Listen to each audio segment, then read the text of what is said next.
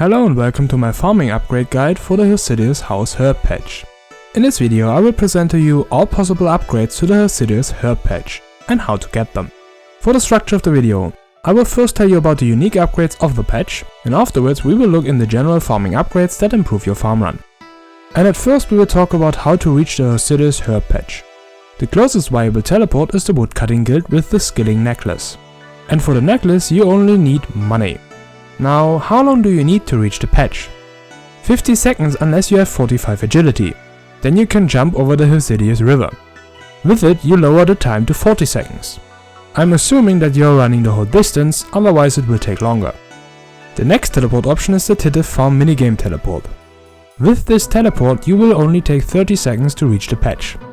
But to unlock this teleport you will need 34 farming and 100% Hosidius house favor. Getting the favor might be a bit tedious. The next option is the Cardust memory teleport, or however you pronounce that. To use the teleport you will need to do the Depths in Despair quest. It allows you to reach the patch in 27 seconds, so a bit faster than the Tittif farm. The next option is using the house portal in Hosidius. Teleporting to the portal is significantly faster than the previous option. You will reach the herb patch in 12 seconds. It gets a bit more problematic. If you want to use this teleport, you will need 25 construction, 40 magic and your house in Hosidius. If having your house in Hosidius isn't an option, you may use the teleport redirection scroll on your house tab to still use this teleport. Or you unlock the best teleport to the Hosidius herb patch. And that's the Xerix's talisman. At most 8 seconds will be needed to reach the patch. The only problem with this item is that you have to get it as a random drop from Lizardmen or the stone chests. You could increase the odds for the Lizardmen by completing the easy current diary. If you manage to do that, your drop chance is doubled. Just because I haven't mentioned it till now, if you're using the Arceus spellbook, Resurrect Crops can be used for expensive herbs like Rana or Snapdragon. Because the best teleport is the Xerix's talisman, you can combine the two. Now these were all the teleports. But there are still 2 other unique upgrades.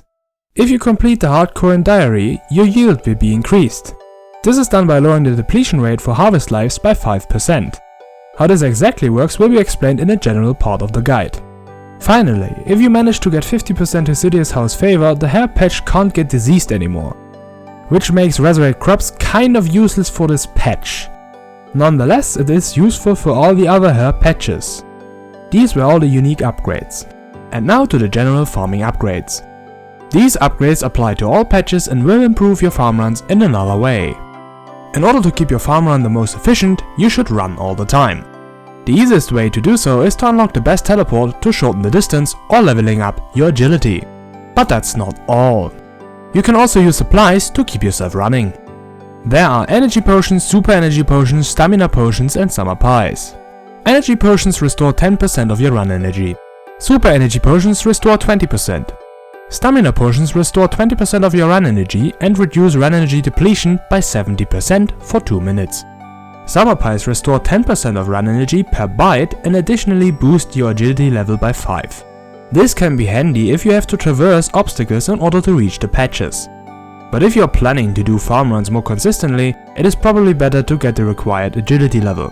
If you take now money in consideration, you will pay the least with energy potions. 10 GP per percent of energy. For super energies, you would pay 25 GP per percent. For the summer pies, you are paying 35 GP per percent, but you also get a 5 level agility boost. For the stamina potion, you would pay 55 GP per percent. From this standpoint, the stamina potion would be the worst. But actually, it is the best because of the run energy depletion reduction. Because of the depletion reduction, you will be able to run all the time. And that makes the farm run more efficient. You can also increase the duration of the potion by equipping a charged Ring of Endurance. The Ring of Endurance is charged with stamina potions and doubles the duration of the stamina potion effect. The ring also reduces run energy depletion by 15% just by wearing it. The only downside to the ring is its cost. It currently costs about 60 million GP in the Grand Exchange. But there is still a problem with stamina potions. And that happens when you are not running because you are standing. Usually this happens when you are harvesting. At that time you are not using the potion's effect. There are several ways to solve this. The best is not to be dependent on stamina potions. And you can achieve that by unlocking better teleports. which shorten the travel time. Another option to help you with your harvesting problem with the stamina potion is the graceful set. Every piece of the set lowers your weight, which allows you to run further. Additionally, it improves your run energy restoration if you are walking or standing. And with this effect you can counter the stamina potion problem. Because if you're harvesting your crops, you are standing and the graceful set effect is active. So if you have the graceful set, you should always wear it on your farm runs.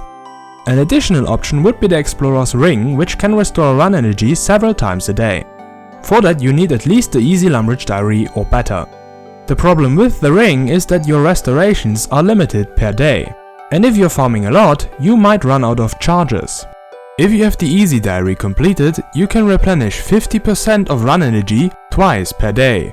The Medium Diary increases that to a third restoration. And for the Hard Diary you can increase that even further, to 4 times a day. Interestingly, the Elite Diary decreases the amount to 3 times a day, but increases the restoration to 100% of run energy. These were all the improvements for the constantly running part of the guide. In the next part we will look into the yield. And in order to improve your yield, we need to talk about harvest lives. Every patch has 3 harvest lives, and by picking a herb, there is a chance that the life is removed. And you can increase these lives by using compost. It will give you 1 extra harvest life, so 4. For super compost you will get 2 additional harvest lives, bringing the lives number up to 5. And the best compost is Ultra Compost, and it adds 3 extra lives. So with Ultra Compost you have 6 harvest lives. But what are harvest lives good for if they never come into play? Because the patch got diseased or died.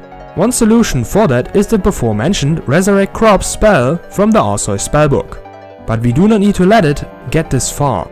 You can lower the chance for disease by using compost. As mentioned before, there are 3 kinds of compost. Every kind improves the resilience of the patch against disease.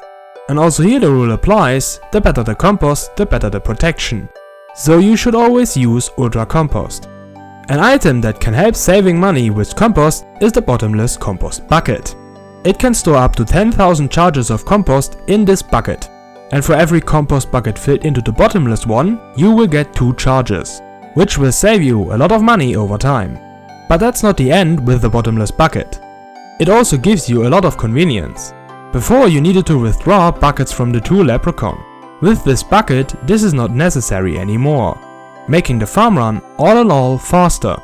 Now that we have talked about compost, we have to go back to harvest lives. It is one thing to add more lives to the patch. It is another to keep them. It is possible to decrease the chance for removing harvest lives. The first one is a higher farming level. If you're farming regularly, this is a self-solving problem. The first item that can improve the chances are the Magic Secuteurs. They will lower the chance by 10% and are obtained while doing Fairy Tales Part 1. The next chance improvement is with the Farming Cape. It will lower the chance by 5%, but you will need 99 farming in order to get this bonus. The 5% bonus applies only to herb patches. For any other kind of crop, sadly there is no effect. You can get an additional 5% by planting the Atlas seed in the Anima patch, which is located in the Farming Guild. It is also possible to plant the Eazor and Kronos seed in this patch. The Eazor plant will decrease the chance for disease for all the patches.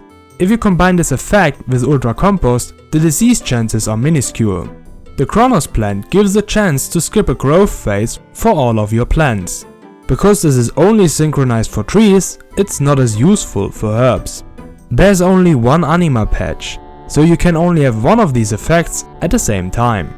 There's one final tip I can give you for your herb harvest. You can improve the harvesting rate by clicking the patch fast. If you're doing this, every tick a herb is gathered. So if you're interested in the most efficient way to harvest herbs, this is a must do. This is everything I have to say for farming upgrades. If you liked the video, like and share. If you want to see more guides, you should subscribe. And at last, thank you for watching and have a nice day.